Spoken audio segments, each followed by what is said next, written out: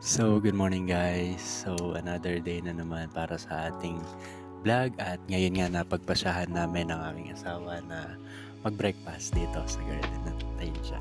So, may ginawa siya, nag-prepare siya ng mga parang question or something itatopic namin sa pagkikwentuhan namin. At tama kayo nang narinig kasi ngayon sa dating series namin ay nasa letter K na kami.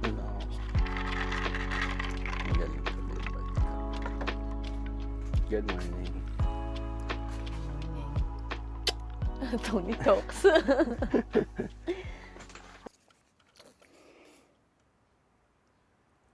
Childhood. Childhood. Yeah. So, yan. Kamusta childhood mo? Ako, childhood ko malala. Hindi, masaya. Masaya yung childhood ko. Maano kasi ako eh. Para akong barako kasi nung bata ako eh. Ano lang ako, wala akong pressure sa school. Kasi sila mama nun gets nila na hindi ako maano sa school. Sa academics. Oo, more on Laro. explore. Yeah, oo. Tsaka boyish talaga. Masaya childhood ko. Wala akong kasi in terms of family, go with the flow lang kasi si mama sa si papa eh. Kung ano ka, sa ka masaya, gawin mo. Kung saan ka nag-exist, okay, go. Ganun si mama tsaka si papa eh. Kaya, pero syempre, nung bata pa, napapagsabihan din na, mag-aral ka naman. Napapalo. Oh my gosh. Ay, hataw ako ni papa. Tapos mahilig kasi ako noon yung naglalaro sa labas lang. Tapos aabutin ka ng tanghaling tapat, ganyan. Tapos lagi ko maririnig, Trisha, kain. Anong mo sa childhood mo? Go na. Yun na yung kinwento ko kanina. Ako, I believe what make us different is yung childhood talaga natin. Kasi magkaiba talaga tayo ng kinalakihan, surroundings, mga pangyayari sa buhay. And, yun, malaking ambag ulit sa atin yun. Dahil iba yung perspective ko, iba yung perspective mo. Sure. Yun, masaya naman yung childhood ko. Siyempre, laro sa labas, ganito, ganyan. Pero andun din yung naranasan din namin yung mahirap na parte ng aming buhay dahil siyempre broken family nga kami. So, ang daming kaganapan doon na nangyari na andun yung bakit? Pero thankful ka rin naman kasi nangyari, pinahintulutan ng Diyos eh. Thankful ako in a way na nag-contribute siya sa kung sino ako ngayon at sa pagkatao ko. At sa palagay ko, malaking tulong yon para sa pagsasama natin. Kasi may mga naranasan ako na Hindi ko naranasan. hindi mo naranasan. At na may hindi mga, ko naunawaan. Oo, na may mga bagay na pag tayo naman nagkaroon na ng pamilya, para sa akin, mas maipapaunawa natin sa kanila kung paano nagwo-work ang buhay. That's true. So, yan. Mas madaming bagay na natutunan ko din na kumbaga naintindihan ko na hindi lahat ng tao is pare-parehas yung naranasan sa buhay. Yeah. Ako very sobrang swerte ko kasi wala kami masyadong naging Conflict. Yeah, conflict, malalim na problema. Meron man, syempre hindi man naiiwasan yung mga problema. Meron man pero na-handle lagi ng maayos. So, ang core memory ko sa childhood ko is puro masaya. Masaya. Makulit, tigas ulo, papaluin ng hanger ni Karen. Tapos, tapos pabato ka ng kaldero. Yan, gano'n naman. Di ko makakalimutan yun, yung ginawa ni mama na yun. Kasi mayroon kaming kainan nun di ba, nung araw, yung eatery. Tapos si mama kasi nun lagi, tumulong ka pagkatanghaling tapat kasi nga, madaming kumakain. Oo. Tapos ang ginawa ko nun, kasi tatamad-tamad din. Ginawa ko na nagkulong ako sa kwarto, tapos natulog ako. Tapos pagkatok niya, ito yan, nakakatok talagang gano'n. Pagbukas ko ng pinta yung kalderong hawak, gano'n na sa ulo ko, sabi ko, tumulong ka na.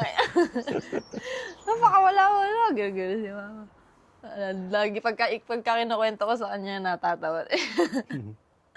Yan, ganun. Yung memories. Yes. Okay, last one. Still yours. Dahil umiinit na. Yeah, ay. Last one na kasi family. Family. Family. All I can say is I have the best family. That is all I can say to my family. I love you all. I have, hindi perfect syempre, pero masaya, kwela, madaming kalokohan, Mm-mm. madaming, basta masaya. I love my family. Shout out to Angka ni Amay and my, yan. Yun lang. Yun ang masasabi ko, walang masabi. Yeah. Lahat tayo may kanya-kanyang kwento ng bawat pamilya. And para sa akin, walang hindi maganda. Kasi lahat nung nangyari is dapat mangyari. Yeah. So, kung paano ang individual na miyembro ng pamilya, bawat isa na yon may naiaambag o may naituturo sa growth sa paglaki mo. So, masaya ako sa kung sino o ano ang pamilyang meron ako. At, yun, kasi, tawag dito, wala naman talagang pamilyang perfecto. Yeah. Lahat may downside, lahat may magandang parte. So, yun, masaya ako and thankful ako kay God dahil ito yung pamilyang meron ako. Yeah. Actually, it's about contentment eh. Kasi, pagka natutunan mo maging kontento, na-appreciate mo yung buhay na meron ka. Yung ganun. Parang, you're grateful ka lagi, ano man yung estado ng pamumuhay nyo bilang pamilya. So, yun.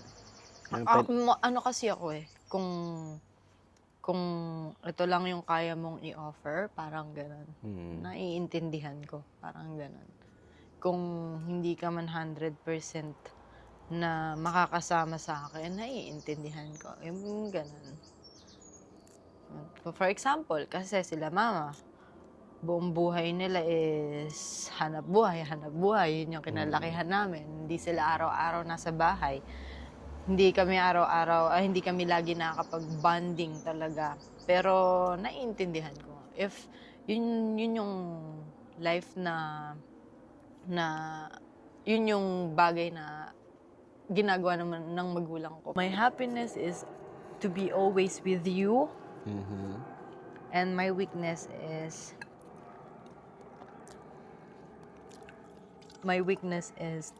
to lose you. Ayun. May hiyak pa ako.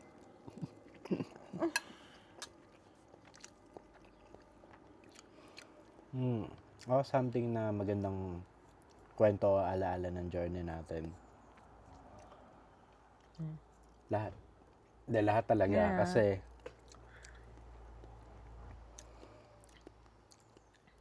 mas naging matatag pagsasama natin. Tapos, ang kainaman kasi, parehas tayo may ambisyon sa buhay. Yes. And hindi lang tayo basta umaasa sa pangarap. Yung pangarap is sinasabayan natin ng kilos, gawa, lot of sacrifices, and full of determination. Kaya yung journey natin, hindi siya naging madali pero napaka-meaningful. Yeah. At napaka-fruitful. Alam mo yung meron kasing journey na parang ang sarap na lang dun sa dulo eh. Pero yung sa atin, para bang bawat stage na pinagdaanan natin is merong kang babalikan na ang saya at buti nangyari yun. Diba?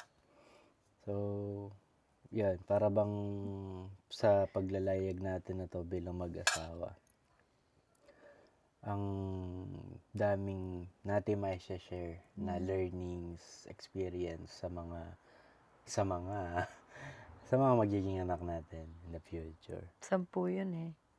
Hopefully. Diba? Ay, ayoko. So, Ako din, every day is my favorite. day. Oo, kasi, ewan ko, masaya. Pag nag-away, masaya. Hindi, parang gano'n, hindi yung something nakaka-boring. Basta laging, alam mo yun? May laging bago. Oo. Hindi mo alam kung mag-aaway kayo ngayon o hindi. Yes, true. Di mo alam, 30 minutes ago, masaya kayo. Tapos, pag after, nag-aaway na kayo. Tapos ewan ko, hindi rin ako masyadong, sobrang comfortable ko sa relationship natin. As in, simula noon, di ba? Parang, open agad, ganyan, na parang, nailabas ko agad yung, kung ano yung, kasi, di ba minsan ganun sa mga una-unang stage ng relationship niyo is parang nagkukunwari ka pa na hindi ka ganito, hindi ka ganyan. Yun. I love it. Thank you. I love you. And I'm so blessed to have you. Sobra. I'm blessed as well. Ang dami kong learning sa'yo. Lagi mo akong ginaguide. Parati mo akong binibigyan ng panibagong ideas. Lagi mo akong tinutulong. Kaya nga ikaw ang weakness ko. I don't wanna imagine na hindi kita lagi kasama. I don't like that. Like, ikaw naman ang strength ka. Bakit? Wala lang, strength lang. Gusto ko lang ibalik. Para weakness, strength. Yan lang. Love you. You're my weakness and you're my strength. I love you. Ako hindi, meron ako tema. Kung ako weakness, strength mo, ako, you're my headache. And you're my pain. I know. Tara. Okay, bye Baka na guys. dyan. Sige, yan yung outro. Bye. Sorry. Wait.